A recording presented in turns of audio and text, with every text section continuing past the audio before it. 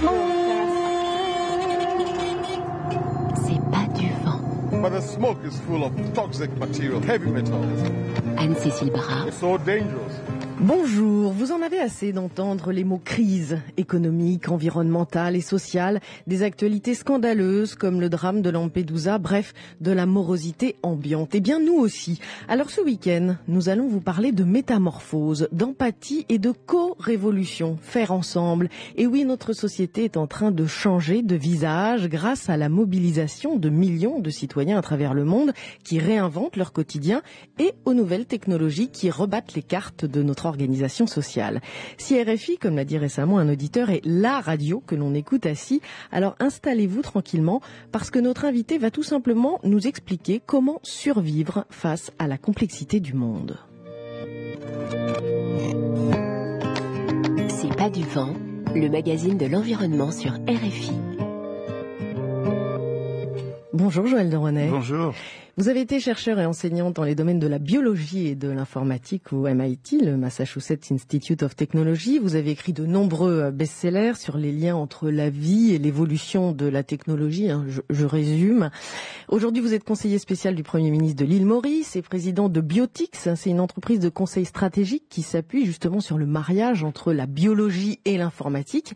Et votre dernier livre, Surfer la vie, comment survivre, avec un petit trait d'union entre sur et vivre, on va en reparler, dans la société fluide, vient d'être publié dans un format poche, donc accessible à tous aux éditions Babel. Alors ce livre finalement, c'est la synthèse entre vos différentes passions, le surf, dont vous avez été l'un des pionniers en France, la biologie, l'informatique et la prospective. Exactement, c'est en fait un livre politique.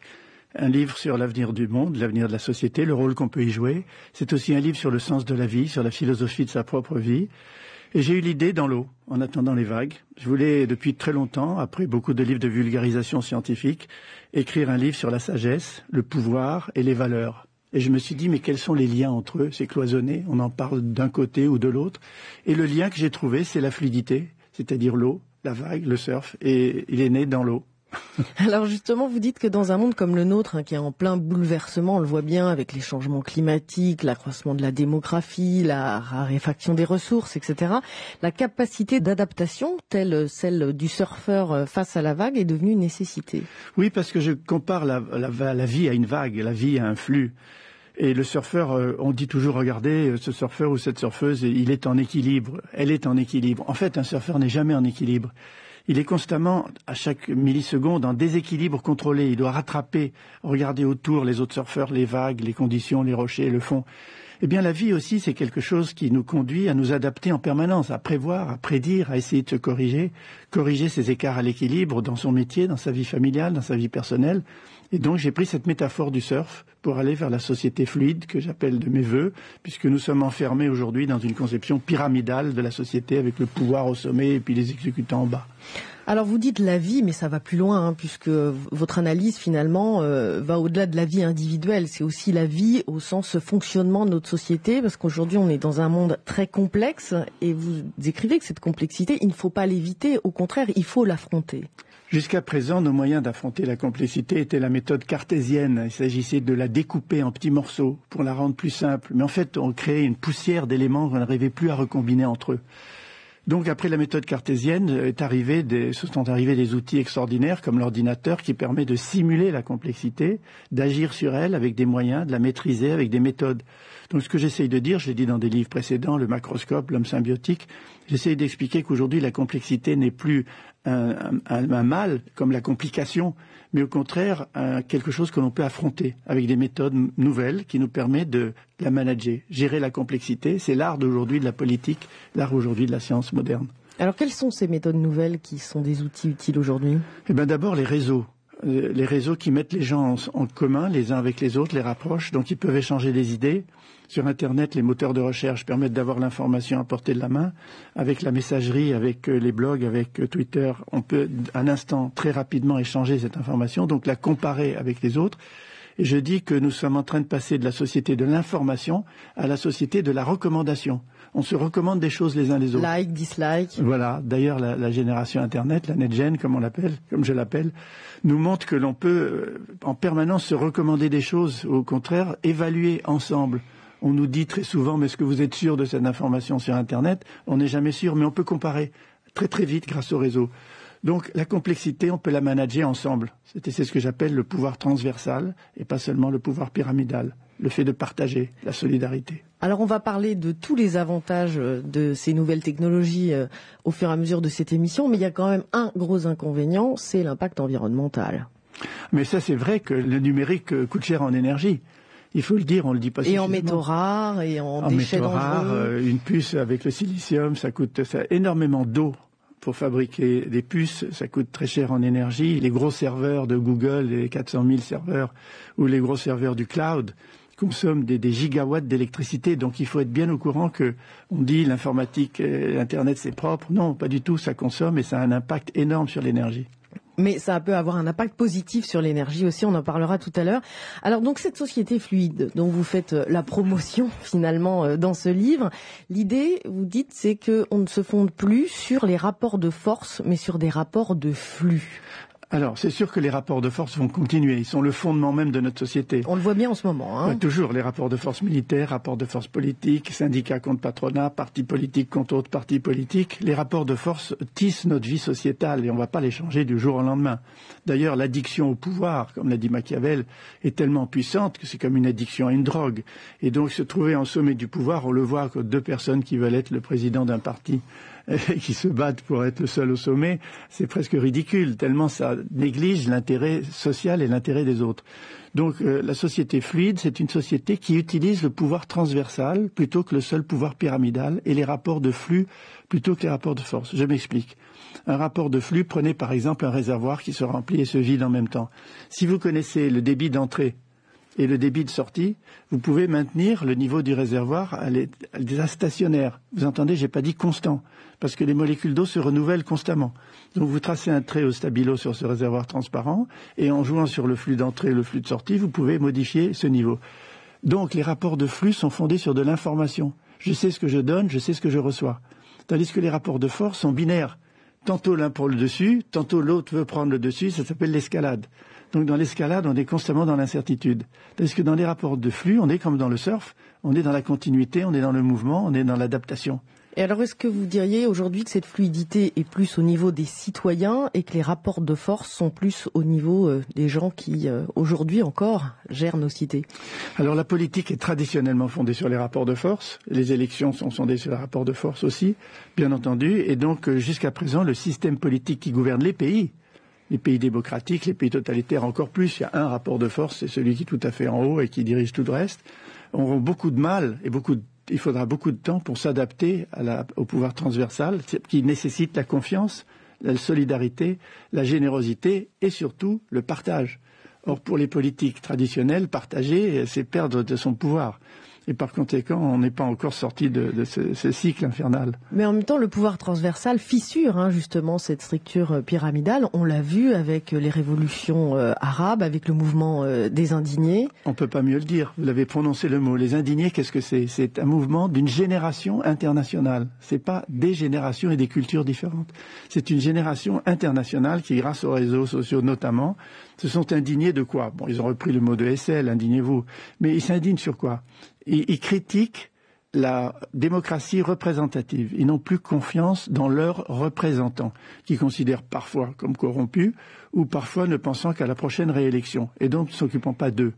Donc c'est ça qu'ils ont critiqué. On n'a pas tout à fait compris. En revanche, cette indignation qui prônait une démocratie participative, laissez-nous penser à notre avenir et le construire, a été récupérée malheureusement par le pouvoir pyramidal, les rapports de force, la preuve, c'est l'armée dans certains pays qui a repris le dessus et qui contrôle les réseaux et qui contrôle Internet. Mais c'est vrai que les réseaux sociaux ont été à la base de ces révolutions. Plus que les réseaux sociaux, c'est-à-dire au sens très large, c'est la possibilité des gens à communiquer, à échanger au-delà de toute censure et de toute capacité de contrôle. C'est ça qui a créé cette espèce d'énorme pouvoir. On traduit ça aux États-Unis par un mot très fort qui s'appelle le crowd quelque chose, crowdsourcing. Trouver des solutions à des problèmes en commun alors qu'un expert tout seul n'y arrive pas. le crowdfinancing, qui est le financement collaboratif, où des gens sont d'accord pour donner de l'argent pour des projets pour lesquels ils vont pas recevoir obligatoirement des dividendes ou des intérêts, mais ils vont pouvoir le faire parce que c'est dans l'esprit Internet. Donc ça a complètement changé.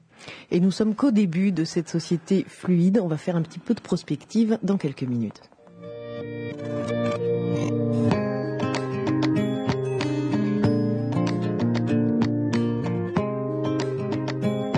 Pour nous écrire, c'est pas du vent @rfi.fr. Vous écoutez C'est pas du vent sur RFI en compagnie de Joël de Ronet, dont le dernier livre Surfer la vie vient d'être publié en format poche aux éditions Babel. Alors Joël de Ronet, vous écrivez que la révolution numérique est en train de changer notre échelle de valeur et notre rapport même au monde. Il y a d'ailleurs comme une rupture un petit peu avec la jeunesse que l'on appelle la génération Y ou vous la NetGen. Alors il faut comprendre que Internet c'est fini, c'est derrière nous. Oublions Internet, on est dans un écosystème numérique, avec la télévision connectée, les satellites, le smartphone.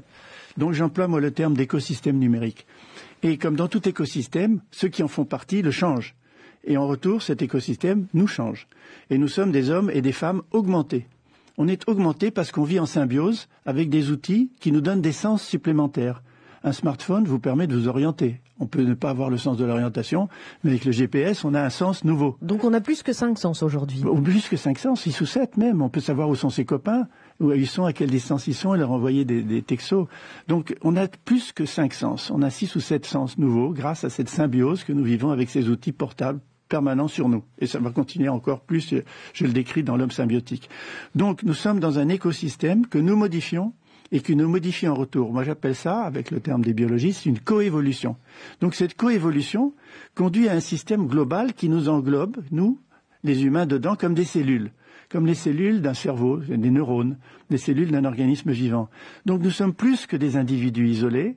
Nous sommes maintenant en train de nous connecter comme des tissus vivants, comme un organisme vivant à l'échelle de la planète. Et ça change tout. Et cette connexion est très intense. Par exemple, il me semble qu'on dit qu'en moyenne, un adolescent aujourd'hui fait 80 SMS par jour. Donc forcément que ça doit influencer le cerveau, la façon de raisonner, les rapports aux autres. Alors parfois c'est trop. Parfois la NetGen est dans ce qu'on appelle le live streaming. Le live streaming, c'est en continu, ça coule en permanence. Il faut se raccrocher aussi un peu sur le bord, sur les berges, pour se parler, pour parler aux autres, pour approfondir les choses. Et donc, il y a aussi un excès de connexion. Il faut pouvoir se débrancher de temps en temps pour aller en profondeur, pour réfléchir aux choses. Mais ça crée une situation complètement nouvelle de l'instantanéité.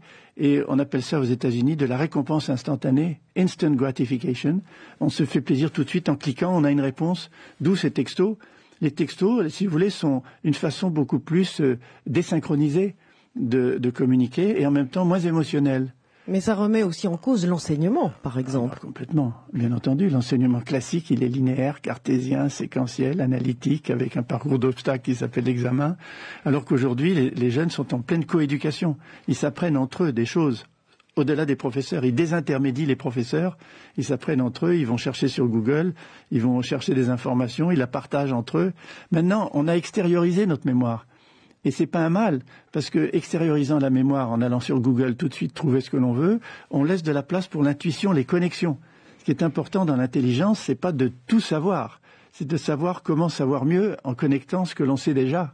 Et on peut même aujourd'hui choisir ses professeurs grâce à ces cours qui sont mis en ligne. Alors c'est ce qu'on appelle les MOOC en anglais, Massive Online Open Course, qui ont été lancés par Stanford, Harvard, MIT. Il y a des dizaines de millions de personnes connectées à ces cours. Un cours d'économie de Harvard à 15 000, 20 000, 30 000 personnes en temps réel. Et moi j'ai eu l'idée, je crois que je suis le premier scientifique à le faire, en Europe en tout cas, sur mon site web de Ronet.com, j'ai lancé un mini-MOOC. Un mini-MOOC, c'est-à-dire tout ce que j'ai 2 étudiants qui m'ont aidé à aller chercher sur Internet depuis 1994, tout ce que j'ai dit, toutes les vidéos que j'ai faites, toutes les émissions de radio. Et on a tout rassemblé par thème et par chronologie. Donc voilà, donc si vous êtes frustré à la fin de cette émission, allez sur mon mini-MOOC. Vous pouvez aller sur le mini-MOOC et donc vous aurez encore d'autres conversations avec vous. Alors on est au balbutiement finalement de cette révolution puisque vous annoncez, vous et d'autres, l'avènement du web symbiotique. Alors là, on va encore plus loin, c'est-à-dire un web qui est totalement en symbiose avec notre corps et notre cerveau. Alors parlons au conditionnel, qui serait, si on le souhaite, si on le veut, si on veut se brancher à ce point-là. Donc on est passé du web 1.0 pyramidal qui envoyer de l'information. Au Web 2.0, User-Generated Content, les contenus générés par les utilisateurs, les blogs, les journaux citoyens. Au Web 3 et 4.0, qui est le web interactif, c'est-à-dire celui que j'avais appelé le web, l'environnement cliquable, qu'on appelle aujourd'hui la réalité augmentée, qui font qu'on a une dimension de plus, puisque notre smartphone devient l'extension du doigt, l'extension de l'œil. On peut cliquer dans l'environnement et avoir plus d'informations que nos yeux le voient. Ça s'appelle la réalité augmentée.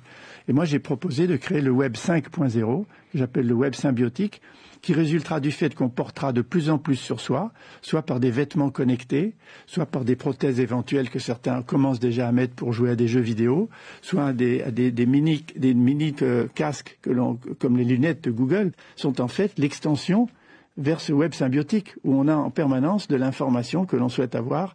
Le problème du web symbiotique, c'est que là, c'est une relation biologique entre le numérique et le corps. Et pour ça, ça va très loin. Parce que qui va le plus influencer l'autre? Alors justement, on peut influencer l'écosystème dont j'ai parlé en le changeant, ça c'est dans le côté positif, mais en même temps, certains pourraient détourner cet écosystème en Big Brother et en le transformant en quelque chose qui en permanence nous conditionne. Prenez le cas de cette immense entreprise mondiale qui s'appelle GAFA, G-A-F-A, qui en fait veut dire Google, Apple, Facebook, Amazon. Eh bien, qu'est-ce qu'ils essayent de faire? Ils essayent de dominer tout ce que vous allez regarder sur un écran tous les jours de votre vie, de la météo aux news, pour caser leur publicité. Ils font du profiling sur vous, votre profil, qui vous êtes.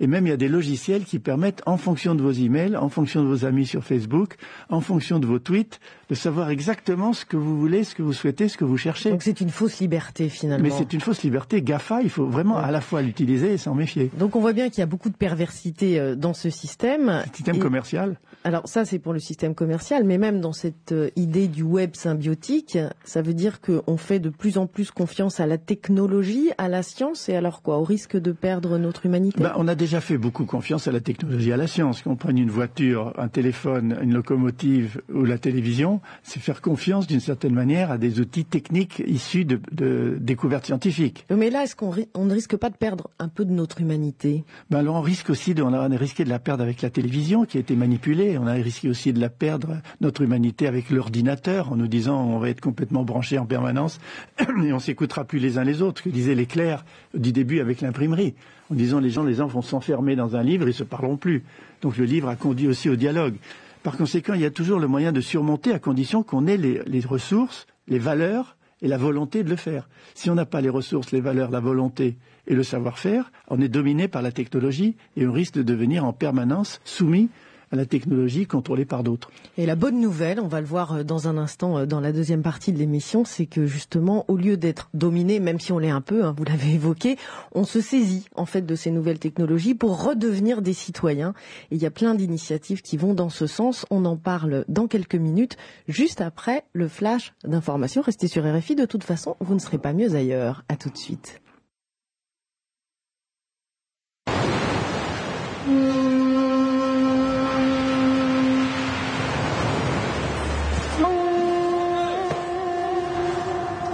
C'est pas du vent.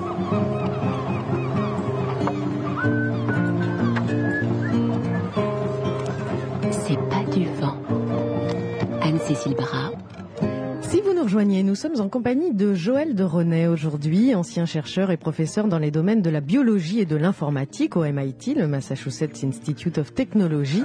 Alors vous mêlez ces deux sciences, Joël de René, pour envisager nos futurs possibles et pour analyser notre présent dans votre dernier livre, Surfer la vie, comment survivre dans une société fluide, publié récemment en poche aux éditions Babel. Alors pourquoi survivre avec un trait d'union entre sur et vivre et pas vivre, tout simplement? Parce que sur-vivre, ça veut dire vivre plus. Le plus-être par rapport au bien-être. Jusqu'à présent, nos sociétés nous ont aidés, heureusement, à conserver et à acquérir le bien-être social, le bien-être par les produits qu'on s'achète. Mais il y a aussi le plus-être. Il n'y a pas seulement la consommation d'objets matériels. Il y a essayer de réfléchir à sa vie, de partager, de faire quelque chose, de créer, de donner du sens à sa vie. Et ce plus-être, je l'appelle survivre, sur-vivre, vivre plus, vivre pas mieux, mais vivre dans d'autres dimensions avec les autres. Alors après des décennies, pour ne pas dire des siècles de domination, l'homme est aujourd'hui en train de se demander s'il n'est pas allé trop loin. par rapport à sa façon de puiser sur les ressources de notre planète. C'est en tout cas ce que dit la science, notamment le récent rapport du GIEC. Et alors vous dites dans ce livre-là, mais aussi dans vos nombreux livres précédents, que c'est important justement d'avoir ce lien avec la nature, de savoir s'en inspirer, de savoir la regarder. C'est aussi le surfeur qui parle? Le surfeur est toujours inspiré par l'écosystème parce que la vague est produite par une tempête dans l'Atlantique Nord, elle est déterminée. Moi, sur cette vague, je suis libre de faire ce que je veux, les figures que je veux. Donc, on est constamment immergé dans un écosystème. On est contre la pollution, évidemment. On participe à Surfrider Foundation. Donc, le surfeur est complètement inscrit, embedded, on dit en anglais, dans l'écosystème. Donc c'est ça, impliqué. Donc c'est ça qui m'a conduit aussi depuis le macroscope en 75, à parler déjà du réchauffement climatique, à parler de la nécessité de la biodiversité. Je pense qu'aujourd'hui, cet écosystème, je ne suis pas le seul à le penser, c'est la condition de notre survie. Parce que aujourd'hui, sur le plan énergétique, on s'aperçoit que la combustion des combustibles fossiles conduit au réchauffement climatique avec le CO2, qu'il y a d'autres solutions comme le nucléaire, les énergies fissiles ou les énergies fossiles, mais qu'en même temps, il y a une forme de libération de l'humanité pour ensemble construire son avenir énergétique qui conduit à d'autres rapports de flux et pas seulement à des rapports de force. Le nucléaire, c'est des rapports de force. Vous voulez de l'électricité, je tire un fil de ma centrale nucléaire jusqu'à votre compteur et je m'occupe du reste. Alors on va revenir sur l'énergie au sens propre, mais la nature comme source d'inspiration, c'est une science, ça s'appelle le biomimétisme, qui a d'ailleurs été théorisé par l'américaine Janine Benyus. Et par exemple, je voudrais vous emmener quelque part en Australie, à Melbourne. Mike Pierce, qui est l'architecte zimbabwéen qui s'est inspiré du génie des termites pour construire le célèbre Eastgate Center d'Harare, a aussi sévi depuis 2006 dans la municipalité de Melbourne, qui a accueilli une construction similaire, le CH2. Caroline Lafargue a visité cette termitière de béton et de verre qui est située en plein centre de la ville en compagnie de Jon Ryden de la direction de l'architecture et du design urbain. Là, on est au pied de la façade ouest, la plus exposée au soleil. Elle est totalement en verre, donc on a mis des panneaux en bois d'eucalyptus recyclé qui se ferment à mesure que le soleil tourne. On va rentrer à l'intérieur. Nous sommes au 6e étage. Vous voyez, on a un chauffage classique avec des radiateurs à eau qui fonctionnent au gaz naturel. Maintenant, si nous avons une journée très chaude, et cela peut arriver, été comme hiver, nous évacuons l'air intérieur grâce à nos turbines sur le toit. Et en même temps, on fait rentrer de l'air par le bas du bâtiment. L'air passe ensuite par un réservoir rempli de boules en acier inoxydable. Dedans, il y a un liquide qui permet à la boule de geler à partir de 15 degrés. Et l'air refroidi est ensuite diffusé par le sol, ici. On peut aussi utiliser les radiateurs du plafond avec de l'eau froide cette fois-ci.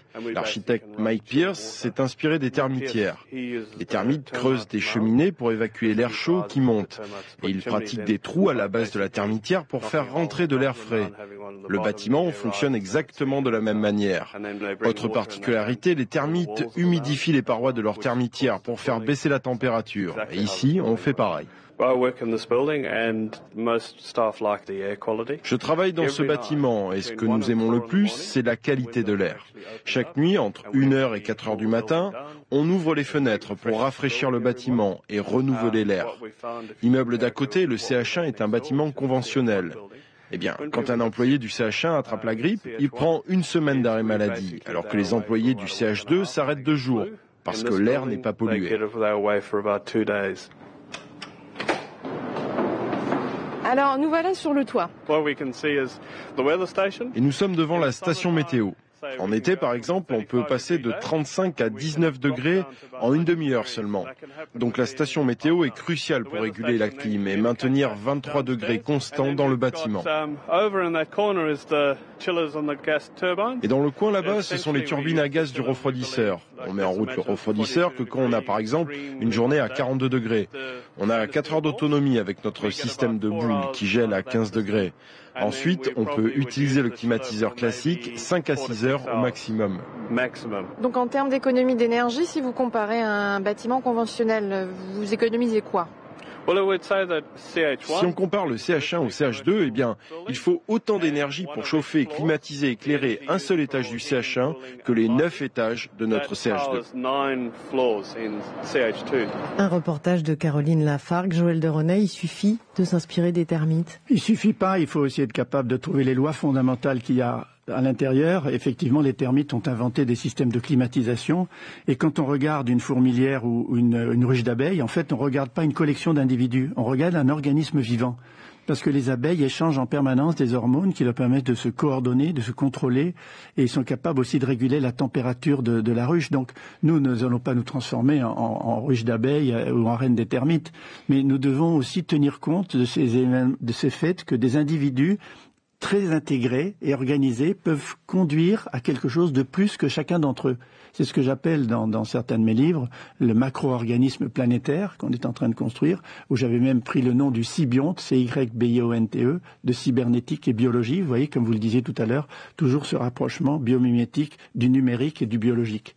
Et alors, on est en train finalement de la créer aussi, cette ruche ou cette fourmilière avec les nouvelles technologies, hein, c'est ce que vous démontrez, où chacun justement joue son petit rôle mais accroît sa capacité grâce au rôle des autres.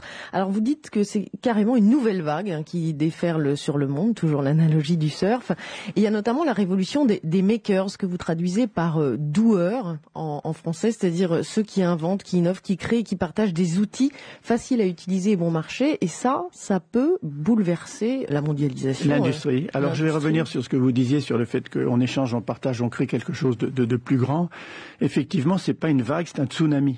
Et les politiques habitués à leur pyramide de pouvoir, eux en haut, tout seuls, avec tous les exécutants en dessous, ne comprennent pas et ne voient pas arriver cette vague qui est celle de la désintermédiation. On va avec la désintermédiation des transports, de la banque, de l'assurance, de l'énergie, pas complètement, mais en partie, vers ce qu'on appelle de plus en plus la société collaborative, que moi j'appelle la co-société, ou la co-éco, la co-économie, où les gens commencent à se passer des grandes institutions pour faire les choses entre eux. Alors ça c'est le premier élément. Un bon exemple que vous donnez d'ailleurs, c'est celui des doueurs, qu'on appelle aux États-Unis les makers. Ce sont des jeunes en particulier qui, comme ceux qui faisaient des ordinateurs dans les garages de leurs parents, sont capables maintenant de créer une industrie du bas vers le haut. Des MUP, comme vous dites, c'est-à-dire des micro-usines personnalisées. Grâce à quoi? À des imprimantes 3D. Des imprimantes 3D sont des imprimantes qui impriment des objets en toute matière. On peut les faire en plastique, on peut les faire en céramique, on peut les faire en alliage. Ces imprimantes 3D qui coûtaient encore très cher il y a 4-5 ans, elles existaient dans l'industrie, on appelait ça le prototypage rapide. Maintenant, coûtent le prix d'une imprimante à jet d'encre. Et donc, on peut fabriquer toutes sortes d'objets. C'est une industrie 2.0. Une industrie du bas vers le haut, alors que l'industrie 1.0, elle est pyramidale traditionnellement, elle fabrique en masse des produits de masse qu'elle distribue en masse. Et là, ça change tout. Mais est-ce qu'on peut espérer que, par exemple, cette nouvelle avancée va permettre de remplacer la culture de la consommation et du gaspillage que l'on observe aujourd'hui pour une culture de la création, de l'innovation, de la production décentralisée? Remplacer, je ne pense pas. Vous savez que les choses ne se remplacent pas, c'est comme en biologie. Il y a des percées, il y a des avantages, il y a des inconvénients. Mais certainement prendre de plus en plus d'importance pour la créativité des gens, la fabrication d'objets personnels. Et d'ailleurs en Afrique, dans des quantités de pays en développement, il y a ce qu'on appelle des Fab Labs, c'est-à-dire des laboratoires de fabrication qui utilisent des imprimantes 3D pour fabriquer déjà des objets courants à des prix très bas. Donc si on ajoute à ça le micro-banking, la banque de petits emprunts, plus l'industrie 2.0, on va vers une véritable révolution pour les pays en développement. Une révolution donc économique, sociale et créative. Et s'il y a un domaine dans lequel on a besoin de créer, c'est l'énergie. C'est l'un des grands enjeux du 21e siècle. On le sait, l'accès à l'énergie. Alors, il y a beaucoup de réflexions sur ce sujet. Vous dites qu'on va vers une véritable démocratie énergétique. On va en reparler. Et l'écologiste américain Amory Lovins, lui, se démène pour convaincre les décideurs du monde entier que les économies d'énergie sauveront la planète. Il démontre d'ailleurs avec son Rocky Mountain Institute que les États-Unis pourront se passer du pétrole dans les prochaines décennies sans pour autant remettre en cause leur croissance économique. Nous l'avons reçu dans le même studio que vous il y a quelques semaines. 61 personnes au Rocky Mountain Institute, grandement aidées par l'industrie, ont passé 1 an et demi à examiner les perspectives énergétiques des États-Unis, ce qui a également fait l'objet d'applications ailleurs. Par exemple, leur travail suscite un grand intérêt de la part des leaders énergétiques chinois. Et l'on a trouvé qu'en 2050, les États-Unis pourraient avoir une économie multipliée par 2,5, sans pétrole, sans charbon, sans nucléaire, en utilisant 1/3 de gaz naturel de moins et en dépensant 5 milliards de dollars de moins qu'aujourd'hui. Et ce, sans compter des coûts implicites ou externes, comme les émissions carbone. Nous avons également découvert que ces émissions pourraient baisser de 82 à 86%. Cette transition ne réclamerait aucune nouvelle invention, ni de loi votée par le Congrès. Elle pourrait même se faire dans l'intérêt des entreprises. C'est ça qui est intéressant, c'est que vous dites que ça coûte moins cher, ça va coûter moins cher que ça ne coûte aujourd'hui. That's correct. In the United States, reduced to what is called net C'est exact. Aux États-Unis, il faudra investir 5 milliards de dollars de moins que si l'on restait dans la structure énergétique actuelle. En plus, on aura d'autres types de bénéfices que l'analyse n'a pas pris en compte. Par exemple, en plus d'économiser 3 milliards de dollars de pétrole pour le transport par rapport aux coûts actuels, on économisera 8 autres milliards de dollars en évitant les coûts économiques et militaires générés par notre dépendance pétrolière. On ne prend pas assez en compte les coûts de développement global et de sécurité, les coûts relatifs à la santé, à l'environnement, au climat, ou encore les coûts relatifs à la réputation de notre nation et à son indépendance. Mais ce sont tous des coûts réels auxquels chaque pays doit faire face. Ensuite, il y a des bénéfices que nous n'avons pas comptés jusqu'à présent. Par exemple, si vous avez des bâtiments bien construits, les gens qui les habitent sont plus heureux, en meilleure santé et plus productifs. Vous obtenez un apprentissage plus rapide dans les écoles bien éclairées, un accès aux soins plus efficace dans les hôpitaux, des productions plus rentables dans les usines, de la nourriture plus fraîche dans les réfrigérateurs plus efficients, une meilleure visibilité avec des lampes performantes. La qualité de vie et les conditions de travail s'améliorent grâce à l'efficacité énergétique. Il ne s'agit pas de générer un moindre confort ni des sacrifices, mais au contraire d'obtenir des services de meilleure qualité, des meilleures technologies et plus de matières grises en utilisant moins d'énergie et moins d'argent. Ça semble simple, Joël de René, quand on écoute Amaury Lodins. D'abord, je suis très heureux de le réentendre parce que je le suis depuis longtemps et j'apprécie beaucoup ses idées que je partage en grande partie. Et j'essaye, comme vous dites, d'aller encore plus loin, si je peux me le permettre, de manière à simplifier les choses. En gros, je parle des 3 E. Économie, efficacité et l'énergie renouvelable. Vous entendez, j'ai pas dit les énergies renouvelables, je dis l'énergie renouvelable. Parce que les 12 énergies renouvelables qu'on reçoit sur la planète, les 12 énergies, on connaît le vent, on connaît le solaire, on connaît moins l'énergie des vagues, on connaît moins la différence thermique sur des océans, la géothermie, il y en a 12. Il faut les combiner entre elles, ce que j'appelle le mix des 12 énergies renouvelables. À ce moment-là, selon les pays, selon les conditions, on a des gigawatts d'électricité potentielle. Et ces gigawatts d'électricité potentielle, selon les conditions, le stockage est important et on sait, je ne peux pas donner les détails, mais de plus en plus de moyens de stockage de l'électricité et de l'énergie, combiner entre elles ces énergies à la fois stockées et distribuées par une grille intelligente. Là, on est encore dans le biomimétisme qu'on appelle une smart grid, c'est-à-dire une grille qui s'adapte à l'offre, à la demande. Mon corps, je me nourris, je vais stocker une partie de l'énergie, je vais la dépenser et je vais rester au même poids si ce que je prends équivaut à ce qui sort et ce que je dépense. Mais la société n'a jamais fait ça. Elle a utilisé en amont, elle a rejeté en aval des déchets.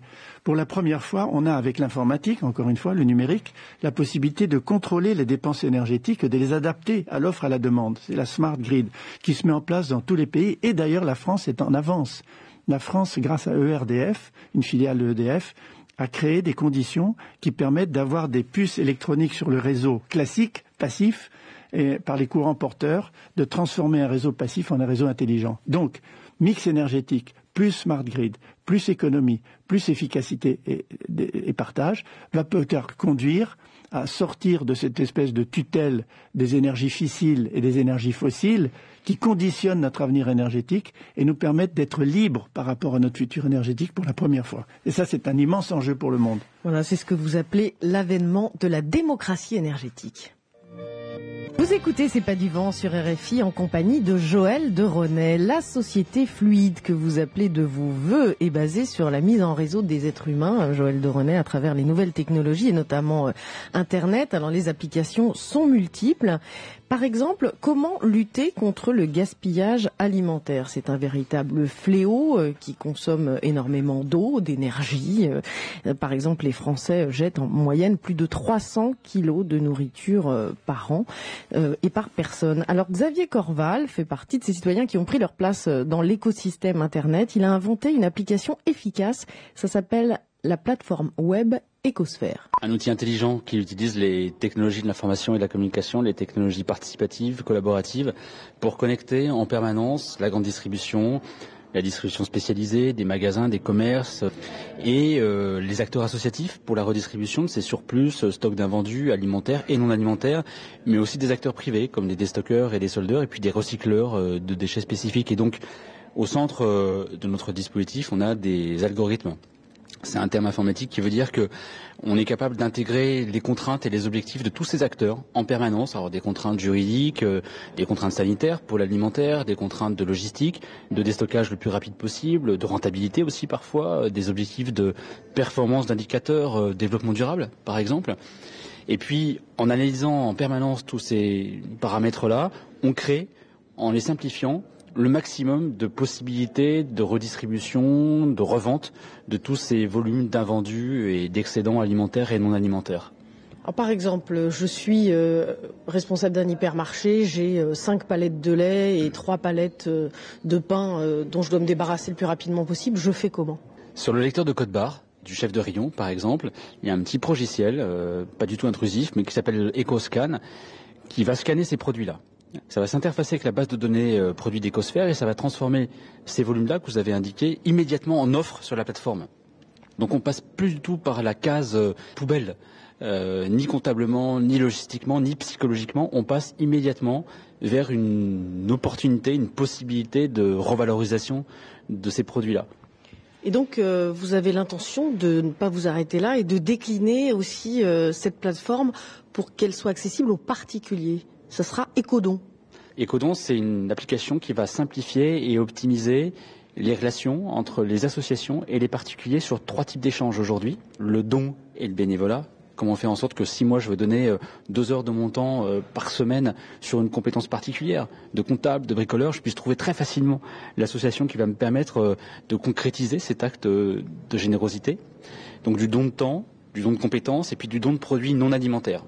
Ce qu'on cherche avec cette application, c'est donc à développer le lien social, à le faciliter, faire en sorte aussi que les plus jeunes générations qui utilisent les technologies mobiles puissent s'impliquer davantage avec un outil qu'elles ont dans la main en permanence, le téléphone. Et puis avec Guillaume Garot, le ministre de l'agroalimentaire, on a décidé de lancer une expérimentation tout à fait innovante de dons alimentaires par les citoyens vers les associations. Joël de Ronet, voilà un exemple de co-révolution, comme l'appellerait Anne-Sophie Novelle. On est au cœur de la société collaborative avec ces exemples, et c'est magnifique ce que fait Ecosphère et Ecodon, mais je dirais que c'est extérieur à nous, c'est extérieur. Moi, je suis intéressé aussi parce que l'on fait à notre propre corps. Ça fait des années que j'y réfléchis. J'ai écrit La Malbouffe avec Stella, ma femme, en 1979, Une vie en plus avec Jean-Louis Servan-Schreiber et François Closet. Alors, ce que j'essaie de dire, c'est d'appliquer 2 choses, 2 mots nouveaux, je les explique, la bionomie et l'épigénétique. Ne vous affolez pas, j'explique. Non, mais je fais confiance à votre pédagogie. Là, on a l'économie et l'écologie. Oikos, c'est la maison. Oikos logos, c'est la règle de gestion de la maison. Oikos nomos, c'est l'économie. On n'a que bionomie.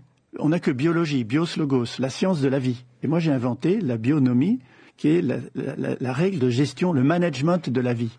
Donc on peut manager sa vie, un peu comme on l'a entendu tout à l'heure avec ces systèmes collaboratifs, mais encore faut-il savoir ce que l'on fait pour son corps. Et maintenant, on a enfin la démonstration que ce que l'on fait peut marcher. Ça existe depuis 5 ans, pas plus. C'est une science tout à fait nouvelle. Il y aura des tripotés de prix Nobel l'année prochaine, vous allez voir, les années d'après. Ça s'appelle l'épigénétique. Qu'est-ce que l'épigénétique? La génétique, on sait ce que c'est. C'est l'ADN qui contrôle le fonctionnement du corps. Mais l'épigénétique, par rapport à une portée musicale, c'est la symphonie. La portée musicale avec les notes de musique, c'est l'ADN. Et l'épigénétique, c'est la symphonie qu'on ferait avec ces notes de musique. Donc c'est une dimension de plus. L'épigénétique, c'est la modulation de l'expression de notre gène, tenez-vous bien, par notre comportement. Et ce comportement, c'est 5 choses qu'on fait tous les jours et qu'on peut mettre en harmonie, comme l'exemple qu'on a entendu pour l'extérieur, dans notre corps. C'est la nutrition, l'exercice, le management du stress, le réseau social et familial et le plaisir. Ces 5 éléments, constamment dans notre vie, vont mettre en présence dans notre corps des produits chimiques, des hormones, des peptides qui vont agir sur l'ADN et faire que tel gène va s'exprimer ou s'inhiber, s'endormir. Un peu comme des tiroirs de recettes de cuisine. On sort la recette pour faire un soufflé au fromage, on tire un autre tiroir, on a un soufflé aux champignons. Donc on peut modifier notre comportement, on peut faire quelque chose pour soi. Donc c'est très très bien d'économiser les aliments, bravo, il faut le faire. Mais en même temps, on peut s'économiser soi. Le management du corps, c'est l'économie du corps. C'est-à-dire faire en sorte qu'on soit en meilleure santé et qu'on vieillisse moins vite. Et ça s'apprend évidemment. Alors du coup, vous dites que chacun peut tenter de faire de sa vie une œuvre d'art. Bien sûr, comme les peintres, une œuvre d'art, c'est une création unique. D'ailleurs, quand on regarde une œuvre d'art, on correspond, on contribue à cette œuvre d'art en la recréant, en la voyant. Pourquoi on va voir plusieurs fois tel tableau au Louvre? On sera assis devant, on l'a déjà vu. On a déjà vu une photo, on l'a vu une fois. Mais une œuvre d'art, on la revoit parce qu'on redécouvre à chaque fois des lumières, des formes selon son humeur. On co-crée le tableau avec l'artiste. Donc sa vie, on peut la co-créer à chaque instant de sa vie. D'où ce que j'appelle l'importance de la responsabilité, comme Hans Jonas, le principe responsabilité, qu'à chaque instant de notre vie, c'est pour ça que j'ai parlé de la démocratie énergétique, en disant on nous a volé notre responsabilité sur notre futur énergétique. Il est conditionné. Donc, à chaque instant de notre vie, on peut à tout moment contrôler ce que l'on souhaite faire, ce que l'on ne souhaite pas faire, mais ça implique l'information, ça implique le partage, ça implique la solidarité, la générosité, d'où les valeurs que j'ai décrites dans mon livre, qui est un chapitre important à la fin, qui sont l'altruisme, l'empathie. D'ailleurs, je retrouve Mathieu Ricard, bien entendu, avec grand plaisir dans ce qu'il dit, la fraternité, le respect de la diversité, le respect des autres, et tout ceci nécessite qu'on soit ensemble pour construire cet avenir. Si on ne le construit pas avec des valeurs, on n'y arrivera pas. Et c'est ce qui permet, comme le dit Edgar Morin, d'être opti-pessimiste. Voilà, moi je partage aussi l'opti-pessimiste. Je dis souvent que je suis un optimiste angoissé et un pessimiste serein. Ça veut dire que je ne suis pas ou l'un ou l'autre, cela dépend des conditions. Et j'aime bien ce terme d'Edgar Morin, être opti-pessimiste, c'est-à-dire être réaliste, mais en même temps avoir confiance en l'homme et en l'humanité. Merci beaucoup Joël de Renède de passer dans cette émission. Je rappelle le titre de votre livre, ça s'appelle « Surfer la vie, comment survivre dans la société fluide ». C'est publié donc en poche aux éditions Babel et on peut donc vous suivre sur votre mini-MOOC. Vous nous redonnez l'adresse ? Mon site web, c'est facile, c'est www.derenay, en un seul mot, DEROSNY.com. Et là, il y a toutes mes dernières nouvelles, y compris tous mes tweets, qui sont repris automatiquement par ce site et le mini-MOOC par thème et par chronologie. On mettra les liens évidemment sur la page internet de l'émission www.rfi.fr.